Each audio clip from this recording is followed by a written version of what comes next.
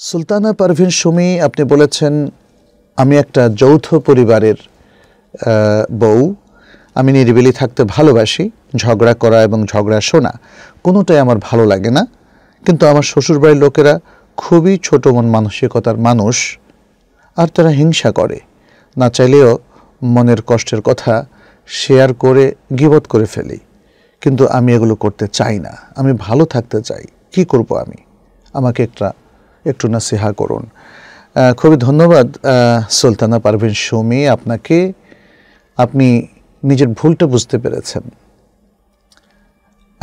এটা ঠিক যে তারা হয়তো আপনার উপর অবিচার করে, অন্যায় করে, কিন্তু সে অন্যায়কে প্রশমনের জন্য, সে অন্যায়ের অনুভূতি থেকে নিজেকে মুক্ত করার জন্য আমরা কিন্তু গীবত করতে পারি না। গীবত বলতে যেটাকে বোঝায় সেই ধরনের গীবত করতে আমরা পারি না। আপনি নাসিহা চেয়েছেন, আমরা আপনাকে বলবো যে যখনই কোনো অপকর্ম কিংবা যখনই কোনো অন্যায় কাজ করার একটা চিন্তা আমাদের মধ্যে আসে, তখনই বিতাড়িত শয়তান থেকে আল্লাহর কাছে আশ্রয় চাইতে হবে এবং নিজের মনকে তাযকির দিতে হবে, রিমাইন্ড দিতে হবে যে এ কাজটা যেন আমরা না করি।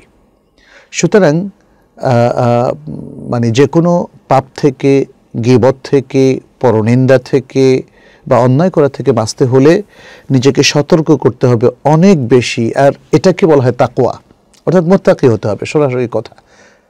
এই জন্য আল্লাহ সুবহানাহু ওয়া তাআলা বারবার ঈমানদারদেরকে লক্ষ্য করে মুত্তাকি হওয়ার কথা বলেছেন, তাকওয়া অবলম্বনের নির্দেশ দিয়েছেন। সমস্ত মানুষকেও তিনি সে একই নির্দেশ দিয়েছেন, ইয়া আইয়ুহান নাসু ইত্তাকু রাব্বাকুমুল্লাযী খালাকাকুম মিন নাফসিন ওয়াহিদা। এটা সকল মানুষকে বলেছেন। এরপরে বলেছেন, ইয়া আইয়ুহাল্লাযীনা আমানু ইত্তাকুল্লাহা হাক্কা তুকাতিহি ওয়া লা তামুতুন্না ইল্লা ওয়া আনতুম মুসলিমুন। হে ঈমানদার লোকেরা, তোমরা আল্লাহকে যেভাবে ভয় করা উচিত সেরকম যথার্থভাবে ভয় করো এবং যথার্থভাবে তাকওয়া অবলম্বন করো। ইয়া আইয়ুহাল্লাযীনা আমানু ইত্তাকুল্লাহা ওয়া কুলু কাওলান সাদীদা। হে ঈমানদার লোকেরা, তোমরা আল্লাহকে ভয় করো এবং সঠিক কথা বলো। এই আয়াতটা মনে হয় যেন আপনার আমার সবার জন্যই, তাই না? যে আল্লাহকে ভয় করে সঠিক কথা বলতে হবে, বেঠিক কথা বলা যাবে না, গীবত করা যাবে না, পরনিন্দা করা যাবে না, অন্যায় বচন উচ্চারণ করা যাবে না, খারাপ গালিগালাজ কিংবা অসৌজন্যমূলক কথাবার্তা এগুলো কিছুই বলা যাবে না। যদি বলি তাহলে আল্লাহ যে বলছেন ওয়াকুলু কাওলান সাদীদা, সঠিক কথা বলো, তার বিপরীত হয়ে যাবে। আমাদেরকে একটা ভালো পরিবেশে থাকতে হবে। আপনি চেষ্টা করুন, প্রথমত নিজেকে সংযত করার সর্বাত্মক চেষ্টা করুন।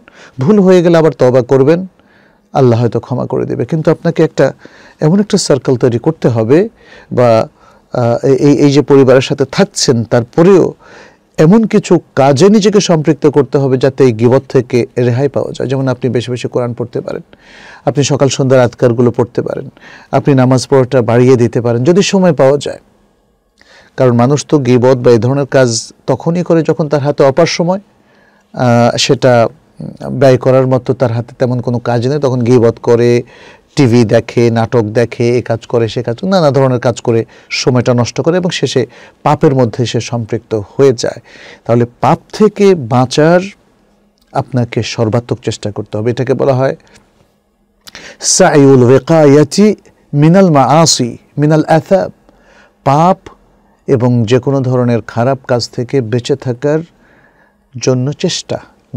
জন্য চেষ্টা অব্যাহত রাখতে হবে। আর ভালো লোকের নাসিহা আপনি নেবেন। আজকে আমরা নাসিহা করছি, এটা আমি জানি না আপনি দেখতে পাচ্ছেন কি না। এই প্রশ্নটা তো আপনার আগের প্রশ্ন। তো আপনি বা যারা শুনছেন তাদের প্রতি আমাদের পরামর্শ হলো, আপনি সরাসরি ভালো ব্যক্তিদের থেকে নাসিহা নেবেন। আপনি আপনার মুরব্বী যারা আছে, মা এবং বাবা, যারা আপনাকে সুন্দর করে বুঝিয়ে দিতে পারে, নাসিহা করতে পারে, টেলিফোনে তাদের কাছ থেকে নাসিহা নেবেন। আপনি ভালো ভালো বই পড়বেন, যেমন ইবনুল কাইয়িমের আল ফাওয়ায়েদ গ্রন্থটা আমরা মাঝে মাঝেই পড়ে আপনাদেরকে শোনাই। তো সেই ধরনের গ্রন্থের মধ্যে যে সুন্দর সুন্দর উক্তিগুলো আছে এগুলো পড়বেন।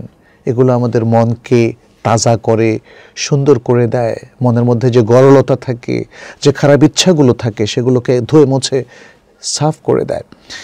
আমি আশা করছি যে আপনি নিজেকে ভালো কাজের জন্য প্রস্তুত করবেন, ভালো পরিবেশে নিজেকে নিয়ে যাওয়ার চেষ্টা করবেন, ভালোদের সাথে সম্পর্ক গড়ে তুলবেন, আর খারাপের দ্বারা রিয়্যাক্ট করবেন না, রিয়্যাক্টিভ হবেন না। পৃথিবীতে খারাপের তো কোনো শেষ নেই। আমাদের পরিবারে, নিজের পরিবারে আপনি যে দেখেন, হয়তো কেউ না কেউ দুর্ব্যবহার করে, কেউ না কেউ অন্যায় আচরণ করে, তাতে উদ্বেলিত হলে চলবে না। আমাদেরকে ভালো মানুষ হতে হবে, আমাদেরকে ভালো আখলাকের অধিকারী হতে হবে, এবং আল্লাহ যেটা বলছেন ইদফা বিল্লাতি হিয়া আহসান, মানে ভালোভাবেই আমাদেরকে মানুষের প্রত্যুত্তর করতে হবে। কেউ যদি খারাপ করে তার উত্তরে হাসানা বা উত্তম দিয়ে তার প্রত্যুত্তর করতে হবে। তাহলে আশা করা যায় যে ধীরে ধীরে আমাদের কালচার পরিবর্তন হবে এবং আমরা ভালো মানুষে পরিণত হতে পারবো, এবং নিজেদেরকে সংযত করে আমাদের মধ্যে যে ভুল বিভ্রান্তিগুলো আছে সেগুলো বাদ দিতে পারবো। আল্লাহ আমাদের এবং আপনাদের সবাইকে তৌফিক দান করুন।